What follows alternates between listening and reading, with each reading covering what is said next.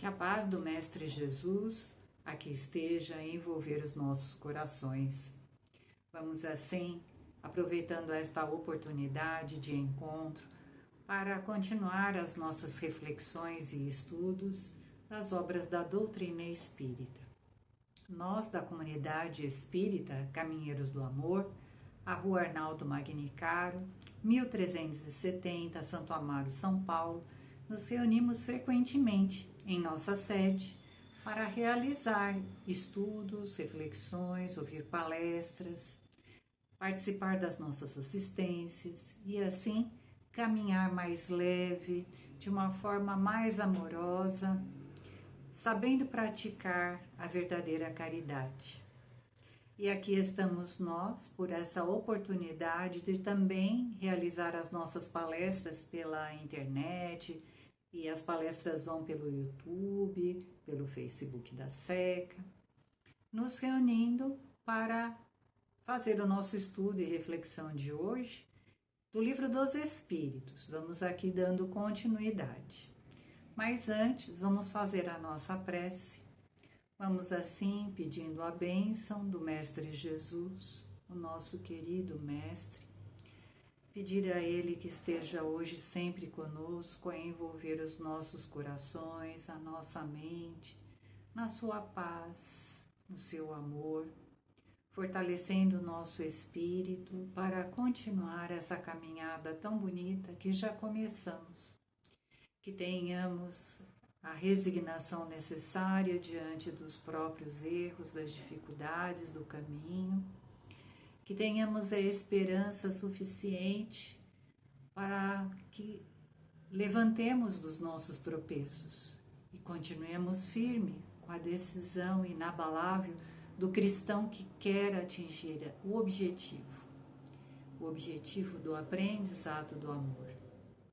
Vamos também pedindo a bênção dos nossos mentores, amigos e protetores que estão sempre conosco a nos orientar, a nos envolver com o seu amor, com o seu carinho, irmãos que nos conhecem há bastante tempo, desde outras vidas, então sabem muito bem cuidar de nós, sabem onde as questões são mais difíceis, não é, para nós. Então, com carinho, eles vão cuidando da gente diariamente e a eles nós também fazemos o nosso pensamento de muita gratidão. Gratidão por tudo que tem sido feito por nós, por toda a proteção recebida, por toda a orientação que nos chega.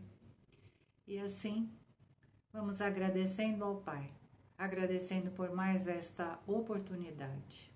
Oportunidades valiosas, que chegam devagarinho, de mansinho, e vão nos ajudando a enxergar melhor a nós mesmos, aquilo que precisamos mudar, aquilo que já temos de bom e continuar a desenvolver, para assim poder conhecer a verdadeira vida. Pedimos assim a bênção do Pai para todos nós, para os nossos lares. E aqui estamos nós.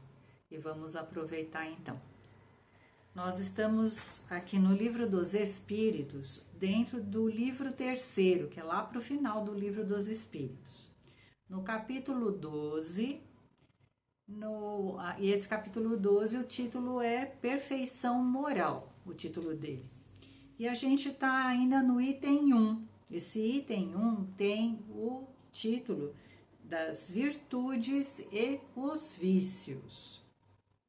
E dentro desse item 1, nós vamos ver as perguntinhas 899, 900, 900, 901 e a 902.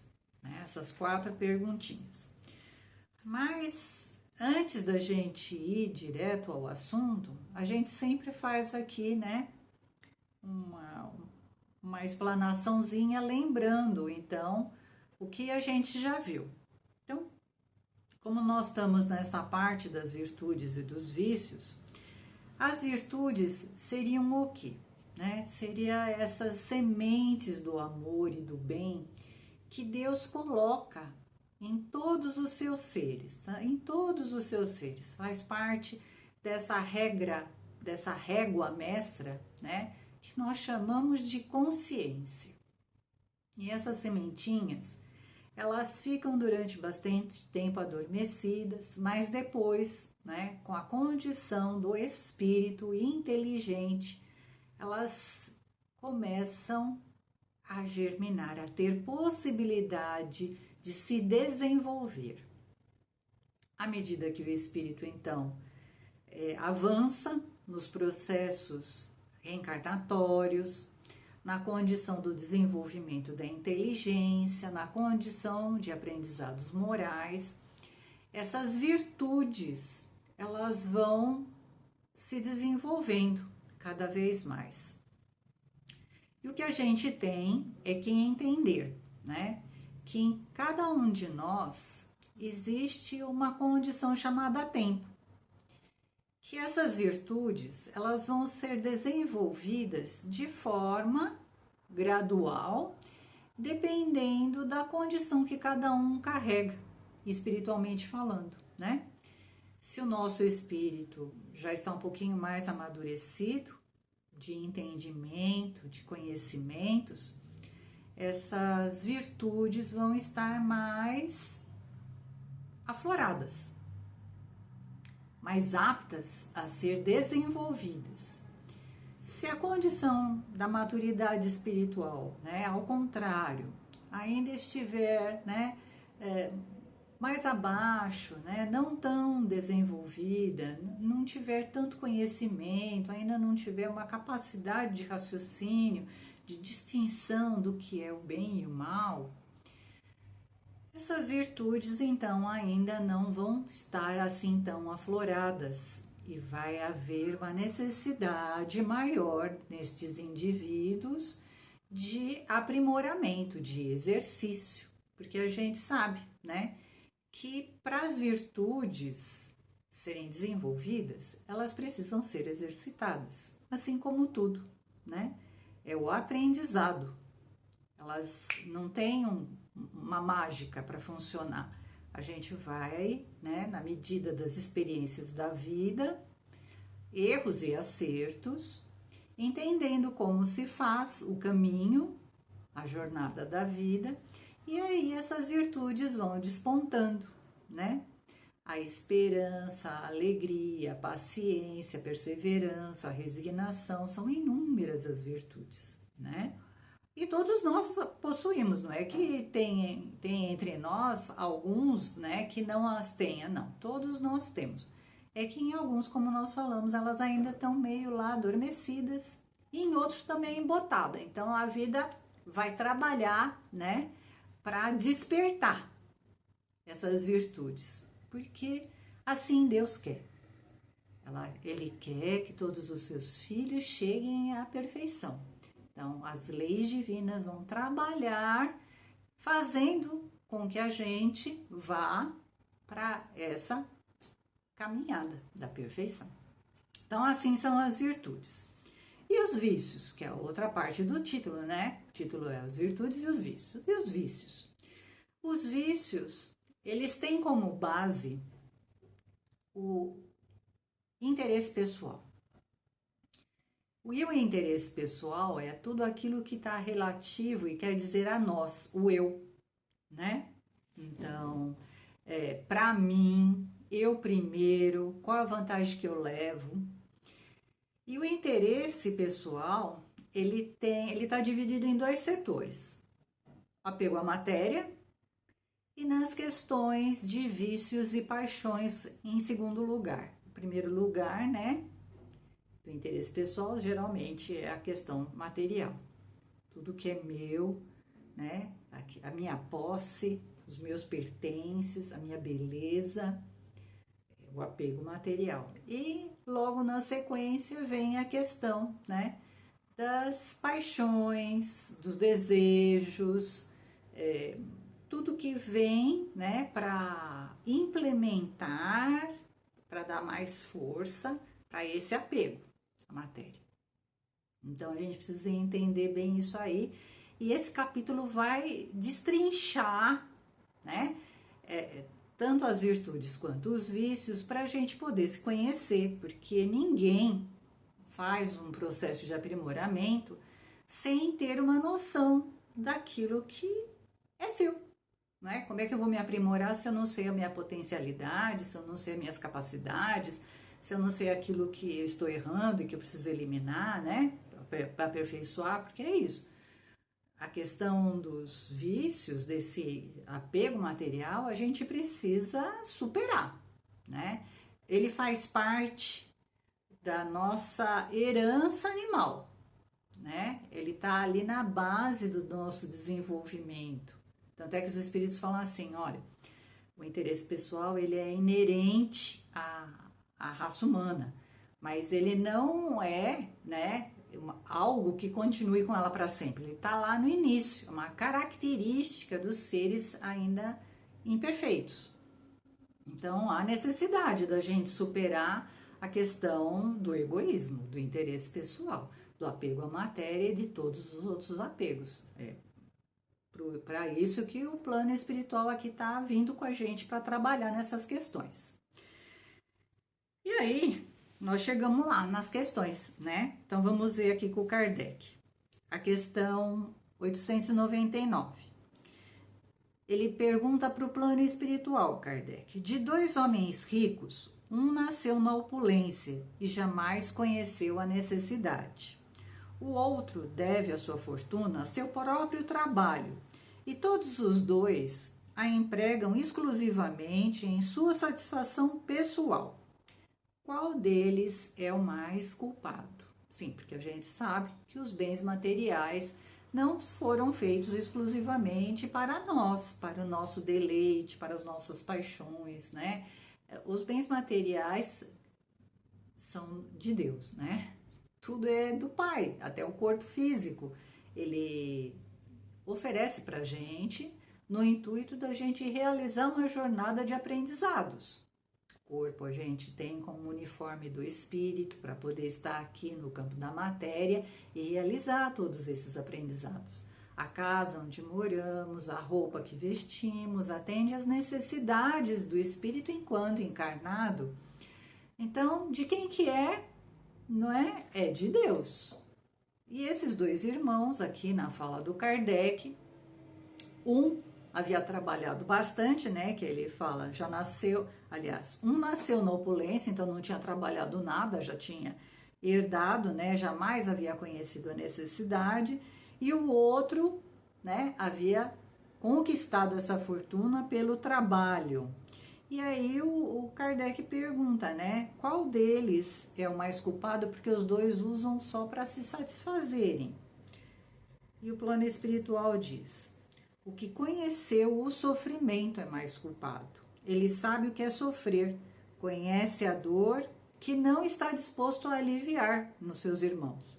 Mas como geralmente acontece, não lembra mesmo mais dessa dor, porque está envolvido nos seus quereres, né? Nas suas paixões, nas necessidades pessoais, no seu interesse pessoal, então ele não está lembrando mais daquele passado que ele sofreu, né? E nem sabe mais, né, reconhecer naquele que ele enxerga, seja na rua, num caminho, né, que esteja necessitando de ajuda, ele não enxerga mais aquela dor. Ele está entorpecido por condição, né, do mau uso dos bens materiais, porque é isso mesmo, né? O plano espiritual, ele fala pra gente, olha, não tem nada errado com os bens materiais, desde que a gente saiba bem administrá-los e não deixar que eles nos administrem, não é? Então, quando a gente se deixa envolver demais pela matéria, a gente perde a noção de quem somos. E é esse o perigo. Então, por isso que o Espírito diz aqui, né? Que aquele que é mais responsável por não praticar a caridade junto ao seu irmão, que precisa de ajuda, é o que passou pela penúria e depois ficou rico, porque ele sabe quanto é difícil, né?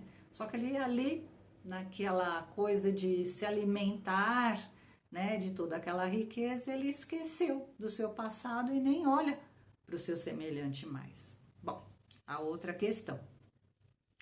A questão 900. Aquele que acumula sem cessar e sem beneficiar a ninguém, terá uma desculpa válida ao dizer que ajunta para deixar aos herdeiros? Ele pode se desculpar de alguma forma, né, dessa fome dos bens materiais, essa ganância que ele tem. Aí o plano espiritual responde, olha, é um compromisso de má consciência que ele assume, né? Então vamos entender aqui o que o plano espiritual está falando. O que é um compromisso de má consciência? Então esse irmão que ajuntou, trabalhou, né, para juntar muitos bens para deixar para os herdeiros, né, ele se alimentou de uma ideia doentia, né? Não entendeu realmente qual era a oportunidade que estava sendo dada para ele, né? A oportunidade de beneficiar tantos irmãos que foram com ele no caminho.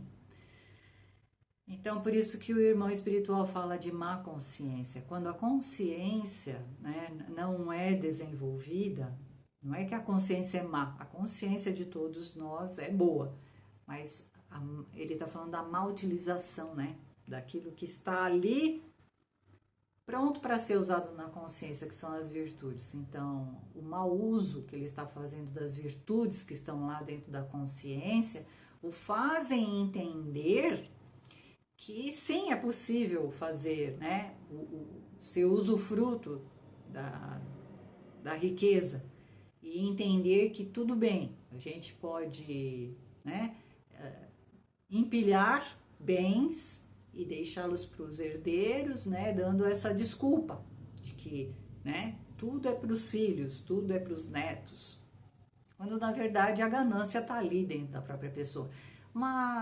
Jesus falou tanto disso no Novo Testamento, né? Tem a parábola do mal rico, que junta coisas, né? Até demole os silos da sua fazenda para construir maiores. E aí quando ele diz assim, alma minha, agora está tudo feito, pode deitar e dormir, né? Que está tudo pronto. E aí ele ouve a voz, né? É nécio. A morte te chama. Então, tinha acabado o período dele aqui, né? Ele não tinha aproveitado, né, na forma espiritual, aquela oportunidade dos bens materiais. Ele não distribuiu, ele não fez a felicidade dos outros. Ele buscou só, né, ajuntar para si próprio. E a morte chegou. Tem a outra fala de Jesus com um rapaz, né, que chega para Jesus e fala que quer entrar na vida eterna, né, ou participar com Jesus dos seus aprendizados. E Jesus fala para ele, olha, você sabe das leis, né, que eles tinham as leis de Moisés. Aí o rapaz fala, não, eu sei tudo já. E Jesus fala para ele, não, eu sei que você sabe. Então agora você vai, vende todos os seus bens e me segue. O que o rapaz fez? Abaixou a cabeça, foi embora, porque ele não tinha ainda a condição de se desapegar dos bens, era o interesse pessoal que estava ali falando mais alto, né? E tem muitas e muitas, Jesus na casa, né, de Maria, fala para as duas irmãs lá, Marta e Maria, né, o que era essencial, que não eram os bens materiais, mas sim estar do lado um do outro para conversar, para ouvir a necessidade, para o desabafo, para o aprendizado, que a Marta queria fazer todos os serviços domésticos e queria que a Maria ajudasse. A Maria queria ficar do lado de Jesus, na companhia do amigo e do mestre, né? Então ele ensinou várias vezes essa questão, né, do desapego aos bens materiais, aos interesses do eu. Aí depois tem a outra questão, 901. De dois avarentos, estamos falando aqui de avarentos, aquele que não sai nem manteiguinha. De dois avarentos, o primeiro se priva do necessário e morre de necessidade. Quer dizer, esse era avarento extremo. Nem para ele utilizou os bens materiais que tinha. Nem para viver confortavelmente, nem para ele. Então, o primeiro morre de necessidade sobre o seu tesouro. O segundo é avarento só para os demais. e é pródigo consigo mesmo. Então, com os outros ele não dá nada, não beneficia ninguém, não empresta para ninguém, não faz caridade para ninguém, mas para ele mesmo, eu sou o suprassumo, né? Só existo eu na face da terra. Então, enquanto recua diante do mais ligeiro sacrifício para prestar um serviço ou fazer uma coisa útil, nada lhe parece muito para satisfazer os seus próprios gostos e as suas paixões. Ou seja, para os outros nada, para ele tudo. Peçam-lhe um favor e estará sempre de má vontade. Ocorre-lhe, porém, uma fantasia e estará sempre pronto para satisfazê-la. Qual deles é o mais culpável e qual terá o pior lugar no mundo dos espíritos? Porque a gente sabe que a morte não é assim, né? Apaga-se tudo. A gente vai para o plano espiritual na mesma condição espiritual que está aqui. Então, se a gente vai para um plano espiritual com apego à matéria nessa forma, é muito triste. Quem não leu os livros do Dr. André Luiz, leia, né? O pai do André Luiz, nossa, é uma tristeza só. Ele está no umbral e existe uma fantasia, né, que ele fica criando lá no umbral de que ele tem dinheiro, que ele tem os dinheiro, que o dinheiro brota de tudo, e na verdade não é. Leiam o Nosso Lar mesmo, que está essa história do pai do André Luiz. Bem triste, né? Então, qual deles é o mais culpável e qual terá o pior lugar no mundo dos espíritos? Qual deles será? Aquele que morreu mesmo tendo dinheiro, mas não se beneficiando dele, ou aquele que teve dinheiro, não viu a necessidade do outro, mas a sua ele mandou ver, né? Então, resposta do plano espiritual. Aquele que goza, né? Ou seja, aquele que aproveitou. E o plano espiritual ainda completa. Ele é mais egoísta do que aquele avarento radical que nem para si aproveitou. E completa mais um pouquinho. O outro já recebeu uma parte da sua punição, ou seja, aquele que morreu em cima do seu dinheiro sem satisfazer as próprias necessidades, parte da sua punição já foi feita, porque nem para ele soube administrar os bens, né? Muito triste. E tem, né, gente? Tem muita gente nessa condição. Aí a última perguntinha, 902. É repreensível cobiçar a riqueza com desejo de praticar o bem? Então, acontece, como a gente sempre fala, né? Mas eu queria ficar rico, porque daí eu ficando rico, eu vou ajudar fulano, eu vou fazer isso, eu vou fazer aquilo, eu vou fazer o outro. Só que daí é que nem a primeira história lá, né? A riqueza chega, você se embebeda dela, né? Se ilude, deixa de olhar ao teu redor e você esquece os bons propósitos que você tinha. E é isso que o plano espiritual vai responder. Ele diz assim, olha, o sentimento de querer ficar rico para ajudar os outros é louvável, sem dúvida, quando puro. Mas esse desejo é sempre bastante desinteressado? Não trará oculta uma segunda intenção pessoal? A primeira pessoa a quem se deseja fazer o bem não será muitas vezes a gente mesmo? Então, aí a gente precisa pensar um bocadinho, né? Essas questões, elas são importantes. A gente pode até dizer assim, mas eu não sou rica, então essas questões não são... Então, não. Porque, assim, elas funcionam em todos os estágios da condição dos bens, né? A gente pode ter uma moedinha e ser assim. Ou ter muito dinheiro no banco e também ser assim. Não teve lá a parábola da... Não era da dracma perdida, é a que Jesus fala da senhorinha, né, que vai lá dar o óbolo pequenininho. Então, ela era a mais pobrezinha de todo mundo que entrou no templo e ela foi lá e depositou a moedinha que ia fazer falta para ela. Para a comidinha dela, mas ela deu, né, aquele valor que era importante para ela.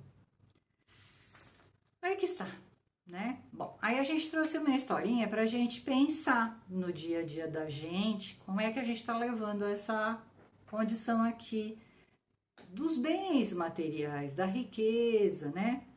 Muito interessante, chama-se a fábula do pescador. Uma certa vez, um empresário estava passando suas férias em uma pequena ilha do Atlântico. Lá observou um pescador voltando do mar com uma quantidade pequena de peixes em seu barco. O empresário chegou um pouco mais perto do barco e ficou fascinado com o tamanho e a variedade dos peixes. Ele então parabenizou o pescador e lhe perguntou quanto tempo levara para pegar aqueles peixes. O pescador prontamente respondeu: "Não muito tempo, senhor. Eu diria que levei apenas algumas horas." O empresário, espantado, falou: "Uau, você realmente me parece um grande pescador. Mas me diga uma coisa, por que o senhor não ficou mais algumas horas no mar para pescar ainda mais peixes?" O pescador sorriu. "Por que faria isto eu, senhor? Eu ganho o suficiente para sustentar a mim e a minha família. Não preciso pescar nada além do que pesquei hoje." O executivo então estufou o peito, abriu um grande sorriso no rosto e falou: "Olha só, eu sou um homem de negócios, tenho diversas formações e muita experiência em ajudar as pessoas a ganharem muito dinheiro. Vou aproveitar que estou de férias e lhe dar alguns valiosos conselhos que podem mudar a sua vida. Então escute com atenção."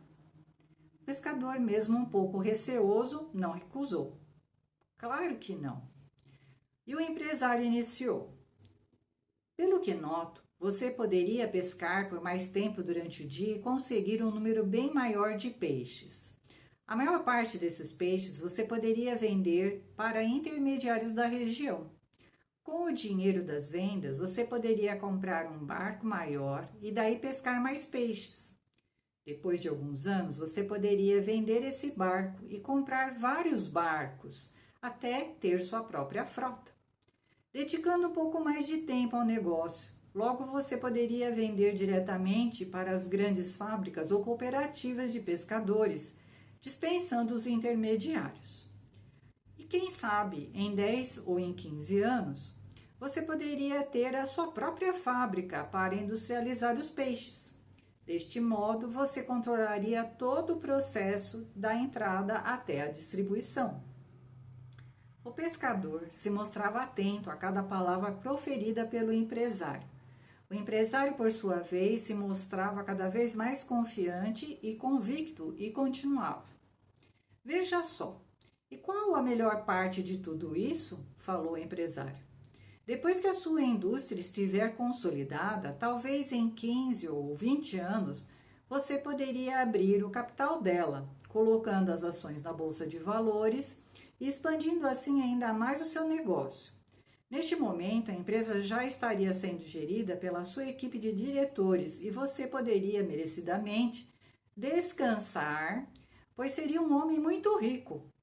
Aí sim, você poderia dedicar tempo para a sua família, passar as férias numa belíssima ilha paradisíaca, ir pescar sem preocupação, aproveitando todas as coisas boas da vida. E então, o que você acha?" concluiu o empresário.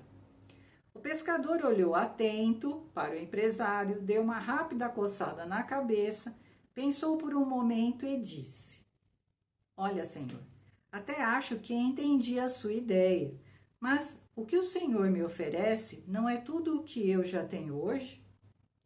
O empresário ficou mudo, estático e bem provavelmente aprendeu uma grande lição. Riqueza nem sempre é sinônimo de se ter muito dinheiro. O que é a verdadeira riqueza para a gente, não é? Será que a gente não está deixando ela escapar pelos dedos? Então, riqueza não tem determinadas riquezas que não têm preço, né? E essas é que a gente precisa desenvolver, que são as virtudes. Dinheiro passa de mão em mão, é muito rápido. Vamos fazer a nossa reflexão dessa história tão importante. Que a paz do Mestre Jesus esteja hoje e sempre conosco. Que assim seja.